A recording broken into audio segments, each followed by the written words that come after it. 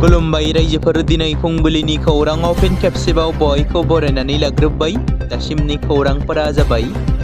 गिबि खौराङाव दङ रुंसारि जुबिन गार्गनि मेथाइखौ गाज्रि महराव खननायनि थाखाय मेथाइ रोजाबगिरि एबा सिंगार मर्मिता मित्राया खैफोदाव गोग्लैदों, जेराव जुबिन गार्गनि मेथाइखौ स्टेज एबा जौसाङाव गाज्रि महराव खननाय जादोंमोन आरो गोबां सुबुंफ्रा बेनि थाखाय रागा जोंखांदोंमोन, जेराव रायजो नाङैनो गोख्रों फिनजाथाय सोमजिदों। दा जुबिन गार्गनि मेथाइखौ गाज्रि आखु दिन्थिनानै खननायनि थाखाय गोबां पुलिस थानाफोराव मर्मिता मित्रानि हेंथायै एफआइआर होनाय जादों। बेबायदिनो थांनाय सानखालि एबा मैया गुवाहाटी नोगोरमानि दिसपुर पुलिस थानायाव मर्मिता मित्रानि हेंथायै मोननै एफआइआर थिसनदों।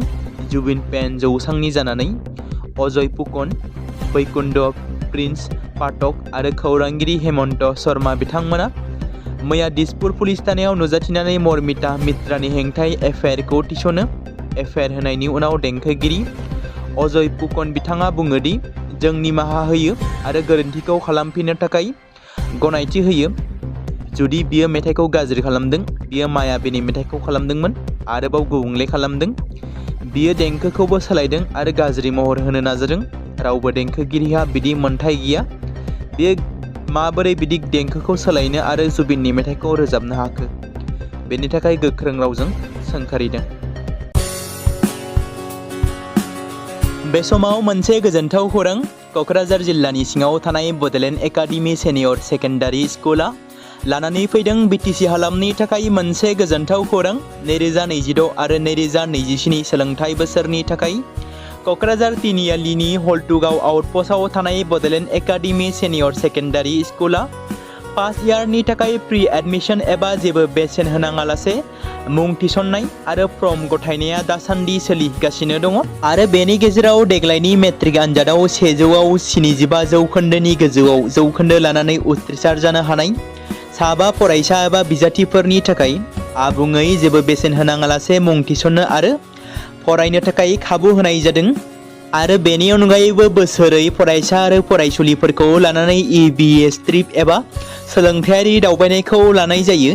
मख'जाथावदि बे बड'लेण्ड एकाडेमि सिनियर सेकेन्डारि स्कुलाव आर्ट्स स्ट्रिमनि थाखाय आयदा हिसाबै इंलिश, ML बड', political science, education, history, economics, advance बड' गासैबो आयदाखौ मोननो हागोन आरो बे सेकेन्डारि स्कुलाव इंराजि आरो बर' बिजोङा थागोन। मोजां सोलोंथाइ लानायनि अनगायैबो बड'लेण्ड एकाडेमि सिनियर सेकेन्डारि स्कुलाव उफ्रा सोलोंथाइ हिसाबै एनभायरनमेन्ट, फिल्ड स्टाडि बायदिखौ लानानै सोलोंथाइ लानो हागोन। बेनि अनगायैबो बे फरायसालियाव हौवासा आरो हिन्जावसाफोरनि थाखाय आलादा आलादायै हस्टेलनि खाबुफोर होनाय जादों।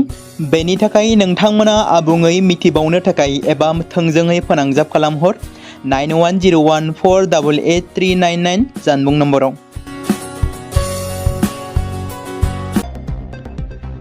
चिरां जिल्लानि रुनिकाटा रेन्जनि सिङाव थानाय रिपु चिरां रिजार्भ फरेस्टआव थानाय हाग्रा मावख' एबा अफिसाव सोमजिनाय दुंहाव थासारिया दासान्दि सामलायजानायनि लामायाव, जेराव गोबां रैखाथि हान्जा थिसननाय जादों। मैया बिटिसिनि गाहाय मावफुं सोद्रोमा हाग्रामा महिलारिया जाथाय जानाय जायगायाव दावबायहैनानै जायगानि थासारिखौ सावरायहैदों आरो सुबुंफोरजों सावरायदों, बेफोरबादि जाथायखौ सोंखारिदों। बेनि उनाव खौरांगिरिनि सिगाङाव बिटिसिनि चिफ हाग्रामा महिलारिया ओरैबायदि बुङो दि मैया जानाय जाथायखौ जों सोंखारियो, बियो जानो नाङामोन। मोनसे हारियाव साफा सानै गाज्रि मानसि थायो, बेनि थाखाय गासै सान्थाल हारिखौ दाय होनाया गनायजाथाव नङा। गासै हारियावनो गाज्रि आखुनि मानसि थायो। बर' समाजावबो, सान्थाल समाजावबो आरो गुबुन गुबुन हारिफोरावबो गाज्रि मानसि थायो होननानै बिटिसिनि चिफ हाग्रामा महिलारिया बुंदों आरो माखासे सुबुंफोरनि गोरोन्थिनि थाखायनो गासै थागिबि हारिखौ दाय होनाया मोजां नङा होननानै बुंबावो। आरोबाव हाग्रामा महिलारिया ओरैबायदि बुंदों दि हाग्रा बिफाननि आयेना जोंनि आखायाव गैया। मख'जाथावदि चिरां जिल्लानि रुनिकाटा हाग्रागोन्दोनि मावख'आव सान्थालिफोरा लोब लोब फैना मावखुलिखौ गाग्लोबनाय, गारिखौ अरजों सावनानै सेवहांगार खालामनाय जाथायथिलियाव मैया बिटिसिनि चिफ हाग्रामा महिलारिजों लोगोसे आसामनि मन्त्रि चरण बर', बिटिसिनि गुबुन गुबुन बिफानफोरनि मावफुं सोद्रोमाफोरा दावबायना थासारिखौ सुलाद लायो। जाथायनि सायाव खौरांगिरिनि सिगाङाव बिटिसिनि गाहाय खुंगिरि हाग्रामा महिलारिया बुङो दि हाग्रा बिफाननि आयेना जोंनि आखायाव गैया, आसाम सोरखारनि आखायावसो दङ। जाथायनि सायाव गुवारै फोरमायथि थियारि खालामनानै BTCनि गेजेरजों हादोरसा सोरखारनिसिम दैथायहरनाय जागोन होनना बुंबावो। आरो जुदि सोरबा दायनिगिरि सुबुंखौ सिनायथिनाय जायो अब्ला आयेननि गेजेरजों राहा लानाय जागोन। दासान्दि ओनसोलाव गोबां रैखाथि हान्जाफोरखौ थिसननाय जादों आरो थासारिखौ गोख्रोङै नोजोर होगासिनो दं। खुंथाया हाग्रा संरैखाथि आरो आयेन आरो आब्रुथिखौ लाखिनायनि थाखाय नांथाबना दं होनना फोरमायदों। गुवाहाटीआव आइजोफोरनि सारि गाननानै सिखाव खावग्रा फालांगिरिफोरखौ हमनो हादों। गावसोरखौनो हिन्जाव महर होनानै सिखाव खावग्रा हान्जाखौ बशिष्ट पुलिसा हमनो हादों। नोगोरमानि गोबां सिखाव खावनाय जाथायजों लोब्बा थानाय 3 दायनिगिरिफोरखौ हमनाय जादों। हमजानाय सुबुंफोरखौ सिपाझारनि जन्मनि शर्मा आरो दन्दा देवीजों लोगोसे लालमटिनि गगन बर्मन होनना सिनायथिनाय जादों। पुलिसा फोरमायनाय बायदिब्ला बे हान्जाया हरनि समाव आइजोफोरनि खसाब जि-जोम गाननानै गुवाहाटीनि गुबुन गुबुन जायगाफोराव दाय खालामोमोन एबा सिखाव खावोमोन। नायबिजिरनायाव मिथिनो मोनोदि बे हान्जाया गोबाव समनिफ्रायनो नोगोरमानि गुबुन गुबुन जायगाफोराव नोजोर होनानै बेबादि आयेन बेरेखा खामानि मावबोगासिनो दंमोन। खौरां मोनबावनाय जादोंदि बिथांमोना गंसे स्कुटि, गंसे साखा खबनै गारिखौ बाहायनानै सिखाव खावनाय खामानिखौ मावबोदों। जोबथारनायाव बशिष्ट पुलिसनि आखायाव गोग्लैयो आरो पुलिसा बिसोरखौ हमनानै थानासिम लानानै थाङो आरो बिसोरजों लोगोसे बाहायजानाय आगजु, गानग्रा जि-जोम, गंनै गारि, सनानि गहेनाफोर आरो गोबां बेसेन गोसा बेसादफोरखौबो बोखांनो हादों। धेमाजि जिल्लानि सिम्बरगाव रेभिनिउ सार्कोलाव निउ बालिजान आरो नीलकारनि गेजेराव शिवम कम्पानिजों लुफुंबाय थानाय 56 कौटि रांसो बेसेननि दालांनि मोननै गार्ड इनजुर बायनायनि जाथाया ओनसोलाव गोबां फिनजाथाय सोमजिहोदों। जायगानि सुबुंफोरजों लोगोसे आसाम गण परिषद लाइमोन आफादनि मिरु कमिटि आरो धेमाजि जिल्ला कमिटिया शिवम कम्पानिनि गाज्रि खामानि मावनायखौ गोख्रों रावजों सोंखारिदों। बेबादिनो आसाम गण परिषद लाइमोन आफादनि मिरु आफादनि आफादगिरि उज्जवल चुटियाया शुक्रबाराव जिल्ला खुंथायनो मोनसे बिबुंथिनि गेजेरजों दाबि खालामोदि कम्पानिया खालामबाय थानाय दालांनि खामानिनि सायाव नायबिजिरनांगौ होनना आफादनि आफादगिरिया फोरमायथिनाय बायदिब्ला दालांनि मोननै गार्ड इनजुरा खेबनै बायबाय। सुबुं फोनांजाब बिफाननि मावख'गिरि आरो शिवम कम्पानिनि मावथिफोरजों लोगोसे दालां बानायनायाव नांथाबना थानाय सुबुंफोरा खनले बे एखे जाथाया जाबाय थायो होननानै दाबि खालामदों। फारसेथिं बे बाथ्राखौ लानानै रायजो राजाफोरा खनले जिल्ला खुंथायनिसिम अजद होनायनि उनावबो दासिम जेबो राहा लायैनि थाखाय रायजो राजाफोरा गोसो बायदों। अजद होनाय बायदिब्ला बिहु सानाव आरोबाव बेबादि जाथाया जाबावदों।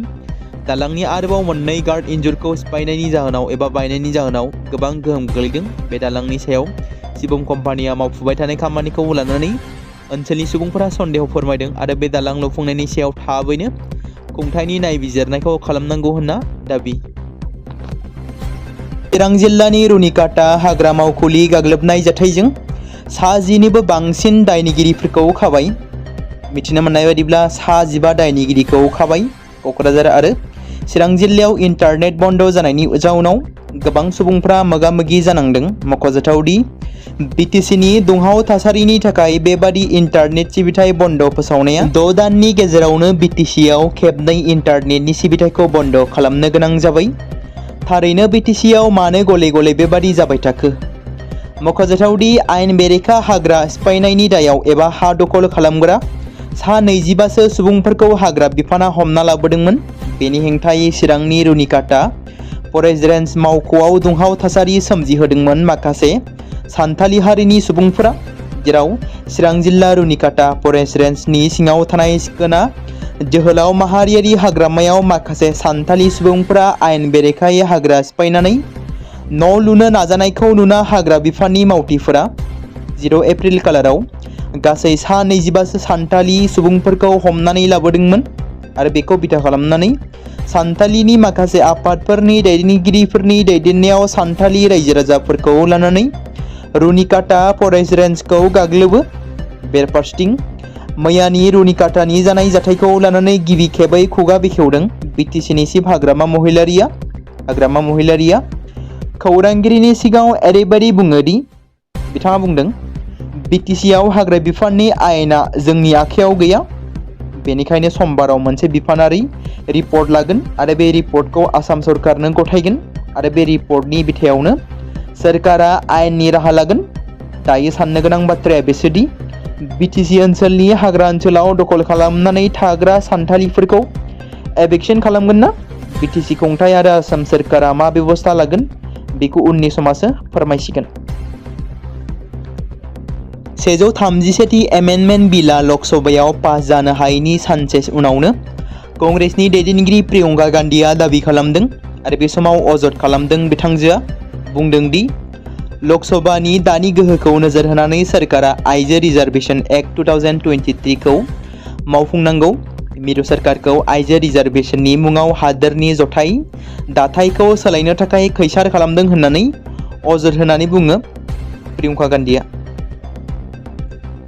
चिरांनि दालिगावआव थानाय रुंसारि प्रेम सिंह ब्रह्मनि ट'माव 20थि प्रेम सिंह ब्रह्मनि थैनाय सान फालिदों। आलारि प्रेम सिंह ब्रह्म ट्रास्टनि बानजायनायाव गुबुन गुबुन बोसोराव खुंबोनाय बादियैनो दिनैबो चिरां जिल्ला दालिगावआव थानाय रुंसारि प्रेम सिंह ब्रह्मनि ट'माव 20थि प्रेम सिंह ब्रह्मनि थैनाय सानखौ फालिनाय जायो। हाबाफारि बादियै फुंबिलियाव रुंसारि प्रेम सिंह ब्रह्मनि ट'माव मान बावनाय आरो सानजौफुआव सावराय मेल बानजायो। बे हाबाफारियावनो बाहागो लादों BTCनि चिफ हाग्रामा महिलारिजों लोगोसे बारग' आसामनि मन्त्रि प्रमिला रानी ब्रह्म, मन्त्रि चरण बर'जों लोगोसे BTCनि गुबुन गुबुन बिफाननि EMफोराबो बाहागो लादों। बाक्सा जिल्ला दुलाराय बर' फरायसा आफादनि बानजायनायाव बरमा दख'रा दुलाराय बर' फरायसा आफादनि हेफाजाबाव सानसेनि मेहेरगोनां हाबाफारिजों बरमा दख'रा दुलाराय बर' फरायसा आफादनि मावखुलि सिथ्लायाव खुंनाय जायो। दुलाराय बर' फरायसा आफादनि फिरफिला बिरहोनाय हाबाफारिखौ मावफुंना होयो बाक्सा जिल्ला दुलाराय बर' फरायसा आफादनि मानगोनां आफादगिरि नन्देश्वर बर' बिथाङा।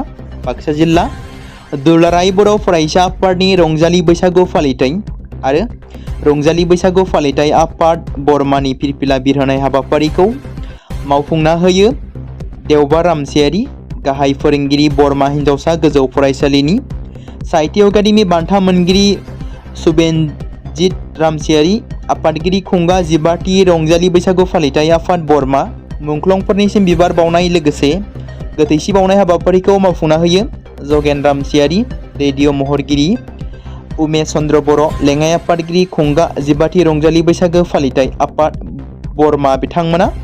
लोगोसेनो गोदान बोसोर रंजालि बैसागु फोरबोखौ बरायनानै आलांगा मोसानाय हाबाफारिखौ हांख्रायनाय लेखायै मेथाइनि गेजेरजों बेखेवना होयो फैलाजे बरगयारि, महरगिरि बर' सावथुन मुलुगनि बिथाङा। हांख्रायनाय लेखा गोबां जाखांफुनाय महरगिरि बिथांमोनाबो बाहागो लादों। बे समाव मोनसे गोजोनथाव खौरां। क'क्राझार जिल्लानि सिङाव थानाय बड'लेण्ड एकाडेमि सेनियर सेकेन्डारि स्कुला लानानै फैदों BTC हालामनि थाखाय मोनसे गोजोनथाव खौरां।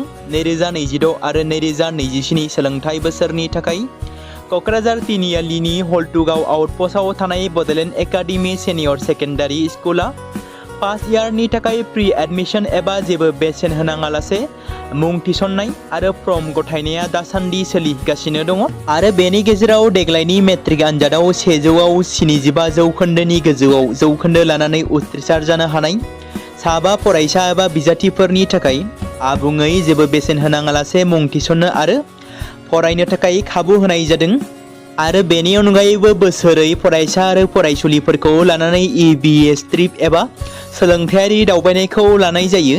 मख'जाथावदि बे बड'लेण्ड एकाडेमि सेनियर सेकेन्डारि स्कुलाव आर्ट्स स्ट्रिमनि थाखाय आयदा हिसाबै इंलिश, ML बड', political science, education, history, economics, advance बड' गासैबो आयदाखौ मोननो हागोन आरो बे सेकेन्डारि स्कुलाव इंराजि आरो बर' बिजोङा थागोन। मोजां सोलोंथाइ लानायनि अनगायैबो बड'लेण्ड एकाडेमि सेनियर सेकेन्डारि स्कुलाव उफ्रा सोलोंथाइ हिसाबै एनभायरनमेन्ट फिल्ड स्टाडि बायदिखौ लानानै सोलोंथाइ लानो हागोन। बेनि अनगायैबो बे फरायसालियाव हौवासा आरो हिन्जावसाफोरनि थाखाय आलादा आलादायै हस्टेलनि खाबुफोर होनाय जादों। बेनि थाखाय नोंथांमोना आबुङै मिथिबावनो थाखाय एबा थोंजोङै फोनांजाब खालामहर 9101488399 जानबुं नम्बराव।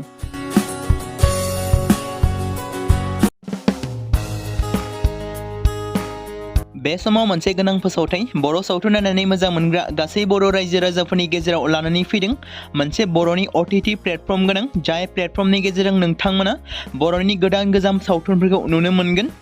थांनाय माखासे बोसोर सिगां बर'नि गेजेराव लानानै फैनाय निउबो एप बायदिनो फिन आरोबाव लानानै फैदों बर' रायजो राजाफोरनि थाखाय बे बाथ्राखौ मख'नाया गोनांदि 2025 मायथाइनि जानुवारि दानाव ओंखारनाय आंगो स्ट्रीम मुंनि मोनसे OTT प्लेटफर्म गोनां निउबो एपनि गेजेरजों नोंथांमोना गोबांथार बर'नि सावथुनफोर जेरै ट्रेजेडी, रमान्टिक, एक्शन आरो कमेडीजों बुंफबनाय सावथुनफोरखौ नुनो मोनगोन।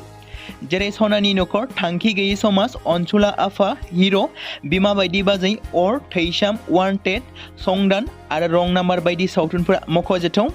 बेफोर सावथुनफोरखौ नायनो थाखाय नोंथांमोना गिबियावनो आंगो स्ट्रीम एपखौ गावनि मबाइलाव थानाय प्ले स्ट'रनिफ्राय डाउनल'ड खालामनानै लोगोसे इनस्टल खालामनानै गावनि मबाइल नाम्बारजों लगइन खालामनानै लाग्रोनांगोन।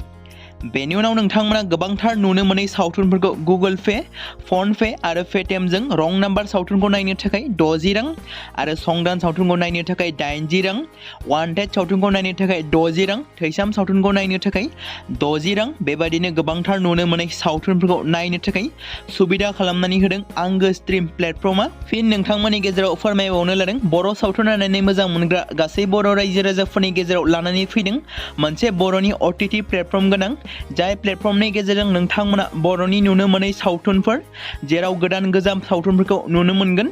बे बाथ्राखौ मख'नाया गोनांदि 2025 मायथाइनि जानुवारि दानाव दिहुनजानाय आंगो स्ट्रीम मुंनि मोनसे OTT प्लेटफर्म गोनां एपनि गेजेरजों नोंथांमोना गोबांथार बर'नि ट्रेजेडी, रमान्टिक, एक्शन आरो कमेडीजों बुंफबनाय सावथुनफोरखौ नुनो मोनगोन। जेरै रं नाम्बार, संदान, वान्टेड, थैसाम, अर, बिमा बायदि बाजै, हिर', अनसुला आफा, थांखि गैयै समाज, सनानि नखर बायदि बायदि सावथुनफ्रा मख'जाथाव। बेफोर सावथुनफोरखौ नायनो थाखाय नोंथांमोना गिबियावनो आंगो स्ट्रीम एपखौ गावनि मबाइलाव थाखानाय प्ले स्ट'रनिफ्राय इनस्टल खालामनानै गावनि मबाइल नाम्बारजों लगइन खालामखांनायनि उनाव नोंथांमोना गोबांथार नुनो मोनै सावथुनफोरखौ गुगोल पे, फन पे आरो पेटिएमजों रं नाम्बार सावथुनखौ नायनो थाखाय 60 रां, संदान सावथुनखौ नायनो थाखाय 80 रां, वान्टेड सावथुनखौ नायनो थाखाय 60 रां, थैसाम सावथुनखौ नायनो थाखाय 60 रां बेफोरबायदिनो अर सावथुनखौ नायनो थाखाय 60 रां पे खालामनांगोन। बेबायदिनो गोबांथार नुनो मोनै बर' सावथुनफोरखौ नायनो थाखाय सुबिदा खालामनानै होदों आंगो स्ट्रीम प्लेटफर्मा।